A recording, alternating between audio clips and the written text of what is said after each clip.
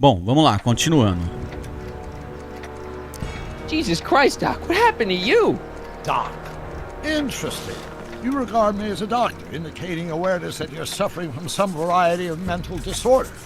That's a hopeful sign, Martin. Of course, I'm not actually a doctor, but I do have the tools to turn you around and put you back on the road to societal normalization. Shall we begin with a few questions to establish a baseline? Whatever. Let's get through this nonsense so I can set you straight. You'll set me straight? Explain. This whole crazy world you've created, it's totally mental. There's all these stupid rules and everybody's acting all weird. My dad's turned into this creepy snoop. Mom's completely pathetic. And Jennifer's kind of scary. And Biff, it's like he's a zombie or something. And it's all basically your fault. So you believe this interview is really more about me than you? Yes. You went to all this trouble just to deliver a message to me in person? Yes. A cry for help, as it were. Yes. No, wait. Tell me, Martin, is your mother on the sauce again?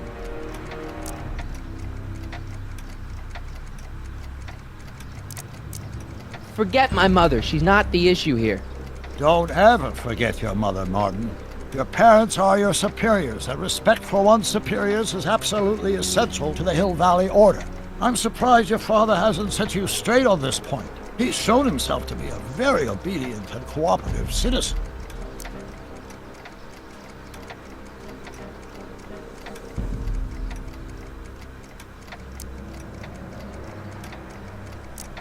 You mean a warped citizen? He's supposed to be a science fiction writer, not a peeping Tom. And you're supposed to invent a time machine.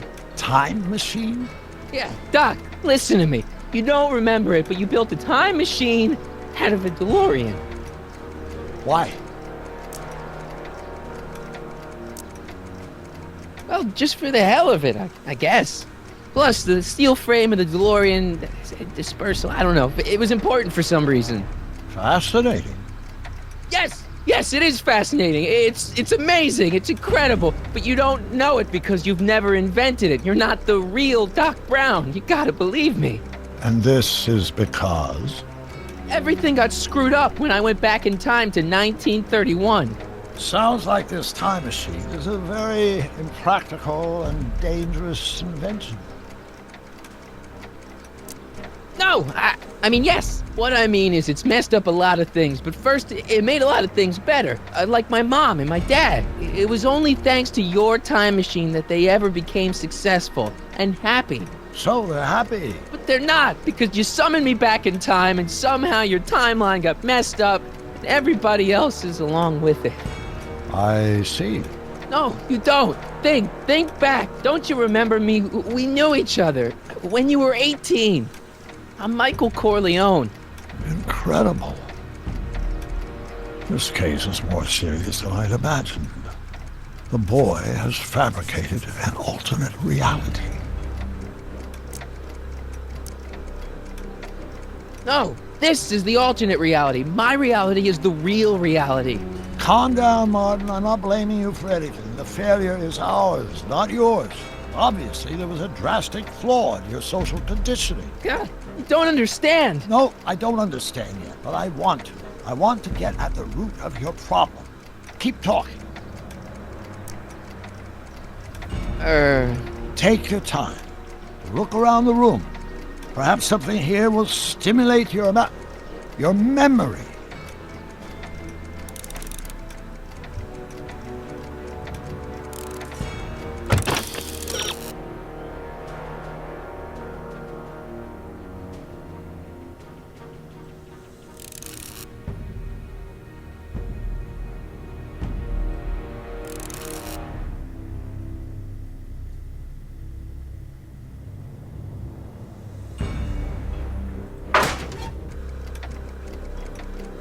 Okay, take a look at this picture of Einstein here. The dog. Harboring dangerous animals is a municipal offense. Yeah, they told me, but you harbored this very same animal once, a long time ago. Remember the test run of your rocket car? Einstein landed on the roof of the courthouse. I do recall something of the sort, but naturally it couldn't have been the same dog. There wasn't anything natural about it. Einstein's a time traveler too, thanks to your invention. An impressively detailed illusion. Keep talking.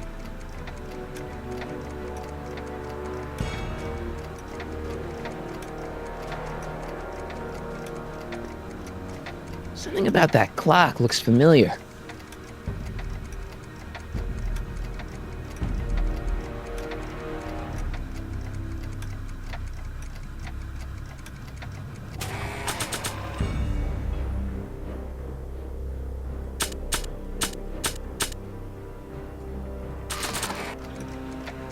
Check this out, Doc. It's all your notes about the flux capacitor, your greatest invention. That can't be my notebook. The handwriting is far too sloppy. Eita, e fudeu, hein? Something about that clock looks familiar.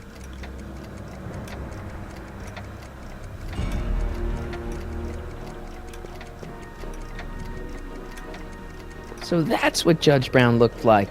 I never actually saw him. Of course not. He died before you were born. He was my biggest supporter, after my wife, of course. That's a switch. Last time I saw your younger self, you and your dad had just had a big falling out over your decision to become an inventor instead of a lawyer. Isn't that right? Bizarre fantasy life. Go on. Proceed.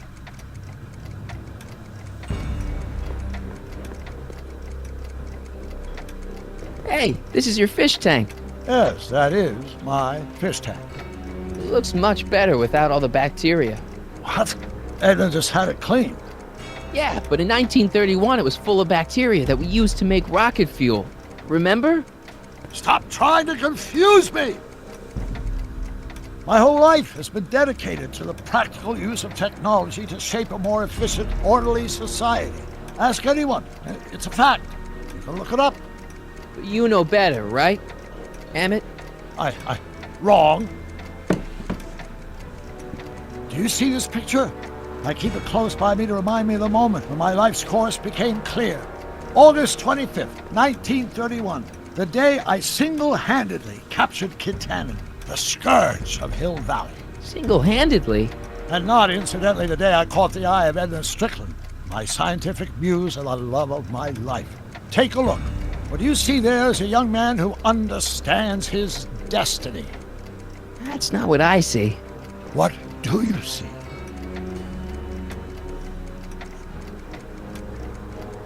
E aí?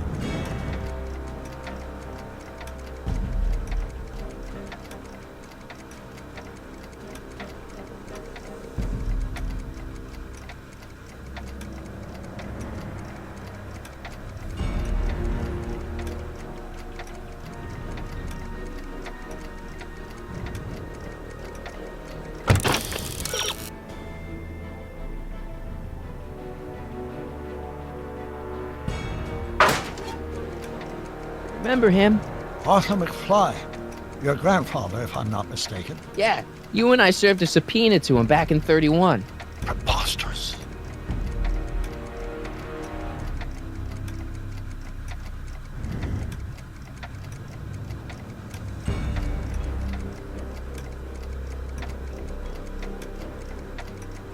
Could that be? I think it is. What? It's me, and you, the other you. It is me. And you. But how? Michael? It's impossible.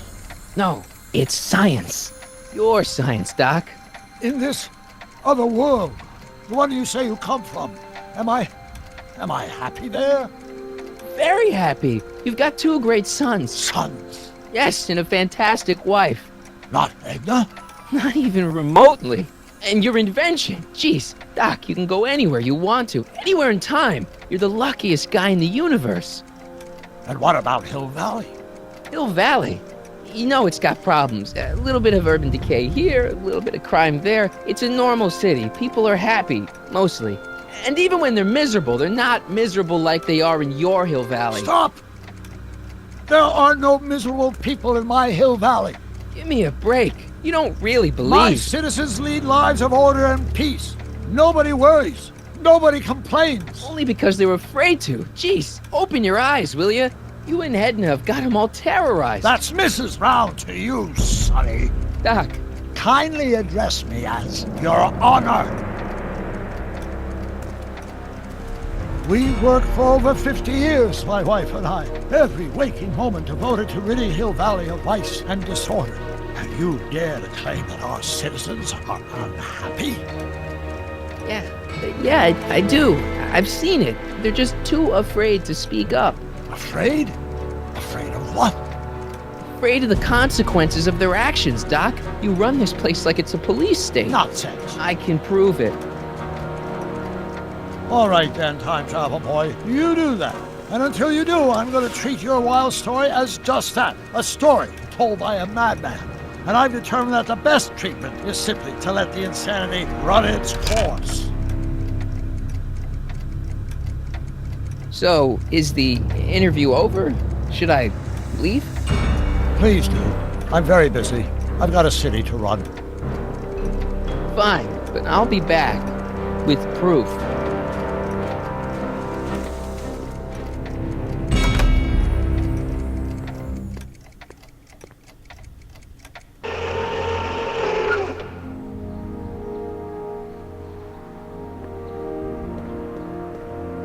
Doc wants proof that Hill Valley isn't the perfect place he thinks it is. One smoking gun coming up. Dad! Pop out the tape, son. I think it's done rewinding. Whoa, take it easy. Sit here. Guess I blacked out for a minute there. Fell out of my chair. Fell nothing. Somebody whacked you. Whacked me? Impossible. We take great pride in the fact that incidences of physical violence in Hill Valley have fallen to virtually Who did it? Can you tell me? This can't be happening. There's gotta be a clue around here somewhere.